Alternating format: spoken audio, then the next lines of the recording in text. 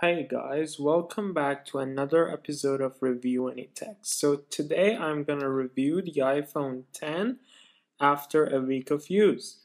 Now, there is a lot of different features about this device that are amazing, but please keep in mind that I'm reviewing this device from the perspective of someone who switched from a 5S. So there is a lot of things that is new in this device for me that might not be new for people who are switching from a 7 or a 6S. Now let's get into it.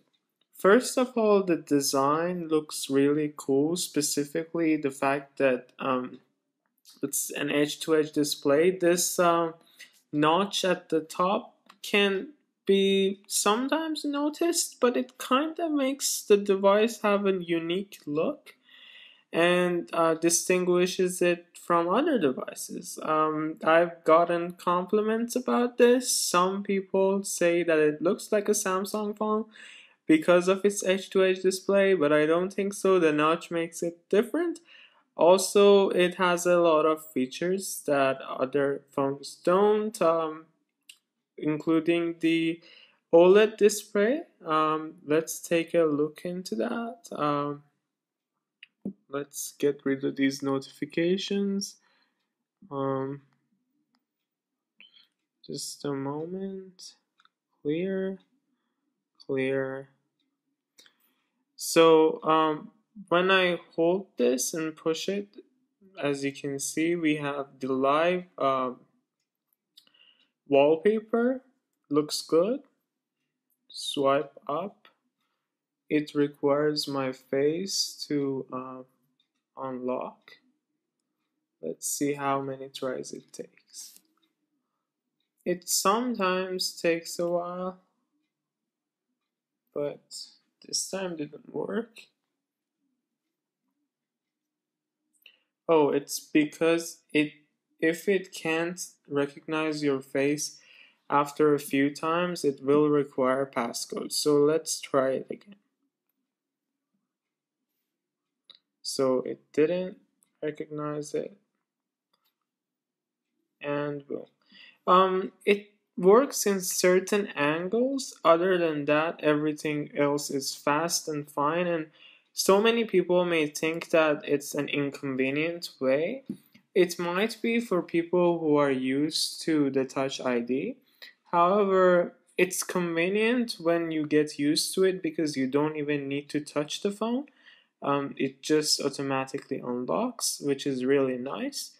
Also, there is a feature with this phone that, as far as I know, it's not available on the on the 8 and 8 Plus, and that is the fact that when the phone is locked and you get a notification, like a message or something, it will not show um, the message. It will just say notification and iMessage beneath it or whatever.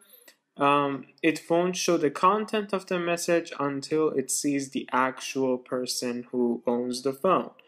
Now let's move on to the next feature that is really good about this phone, and it's its battery.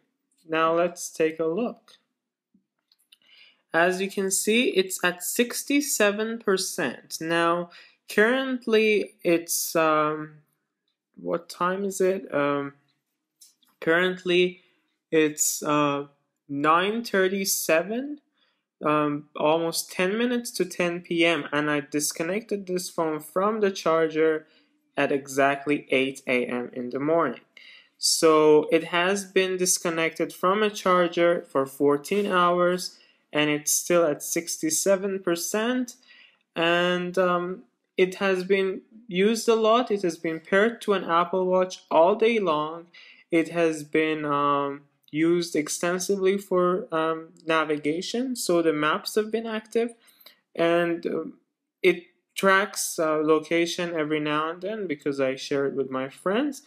Now let's take a look at the battery. So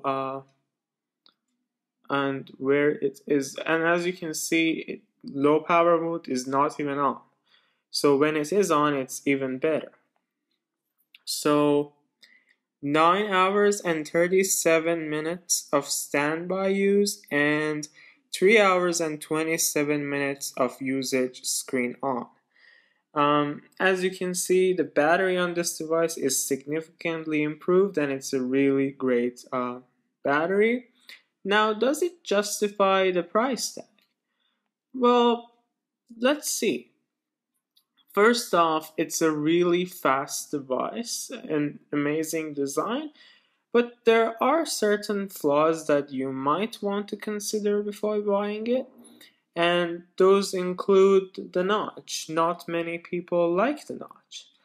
And also, something that not many reviewers talk about is how small the area where you talk at is on the phone. So this area up here that you listen to the phone call on these phones are half the size of a normal old iPhone. So the 5S, the 6, 6S, and 6S Plus, even the 7s, and yes, the 7s and the 8s, they all have the large format of this, but the 7, in order to, the 8, this model, the 10, in order to make the notch smaller, they had to decrease the size of this, so you might have difficulty hearing the calls.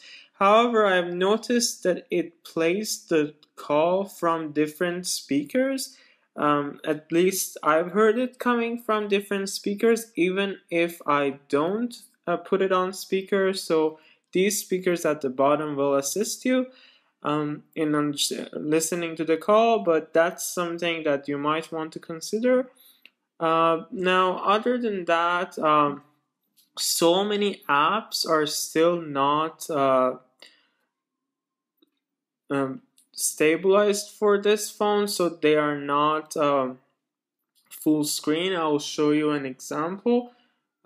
It's not, and they are not apps that you might think like these are apps that people don't use on a daily basis. They are actually apps that are pretty popular. Let's go into something simple.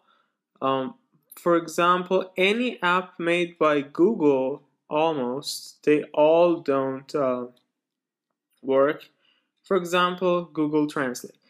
As you can see, the top and the bottom are cut off. Now, this screen size is the screen size of an iPhone 8, I believe. And basically you're using it with the same size because the top and the bottom is just a large blank space. It will take a while for all these apps to optimize, so if you want to wait till that optimization is complete, you have to wait a few months, or for certain apps a few years.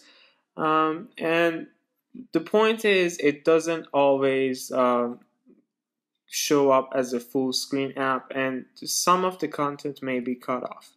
Also, in terms of the notch, sometimes the phone doesn't recognize that it's there. So let's open something that is full screen so I can show you. Okay, so this. You see how this is the App Store, and we have the assistive touch button. Now, sometimes the assistive touch, now it doesn't go under it, but there are certain times that it's a software glitch. It goes under the notch. You can't touch it because the notch itself doesn't have touch assistance. It's not sensitive to touch, so you're just stuck there. And good luck bringing it back. That's something that I think Apple can fix with a software update, but it's there, and most of the phone doesn't recognize that the notch is there. Even if you take a screenshot, it's gonna put the same color of these corners on the notch, and you will see just a square and not the notch. So the screen itself thinks that it is a full screen without the notch. That's something to keep in mind. And one last thing is the fact that the phone itself is a little bit heavier than all other phones that I've had in the past. So the 5S, it is much lighter. Now this is understandable that this is a larger screen, so you will obviously have a larger display, but honestly this is kind of uncomfortably heavy, so you might want to go into the store and just weight it and lift it up, see how it weights, and if you want it or not. I think the 8 Plus is the same weight or similar weight because they use aluminum body. This phone is stainless steel. It looks amazing because of the stainless steel, but it makes it a little bit heavy. Also, a software thing is the control center. It only comes down from the top right corner.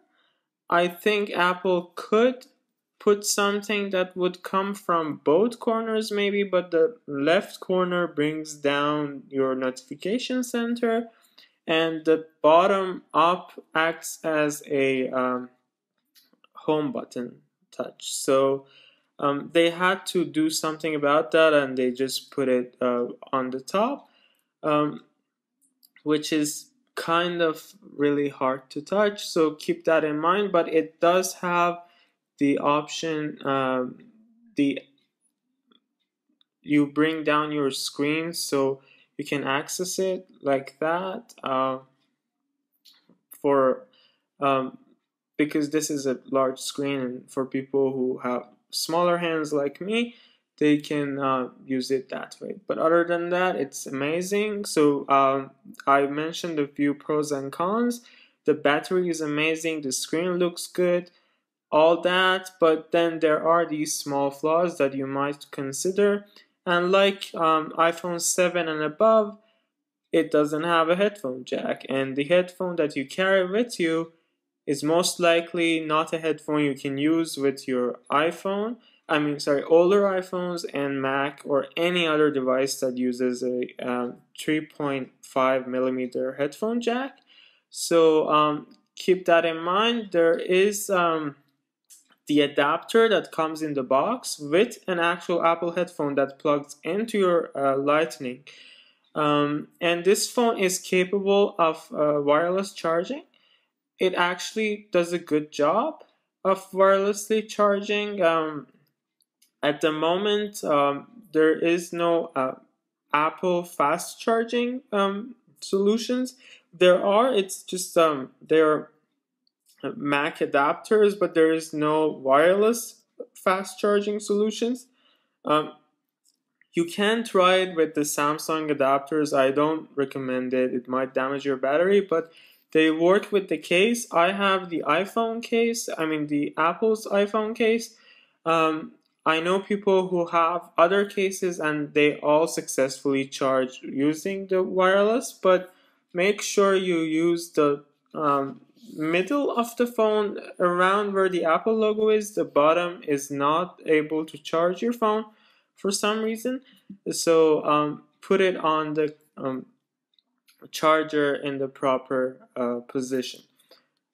These are a few things to keep in mind, but it's really helpful, especially that it has a very large storage. And if you choose to buy the 256 model or even the 64 model, it's really useful. But if you do have an iPhone 7, you might want to hold off and probably get the next version that comes out next year. There are rumors that there's going to be 3 sizes, one that resembles the 5S and the SE, one would be this size, and an addition of a plus size. That would significantly change the weight, and they probably will take care of some of the software issues, hopefully.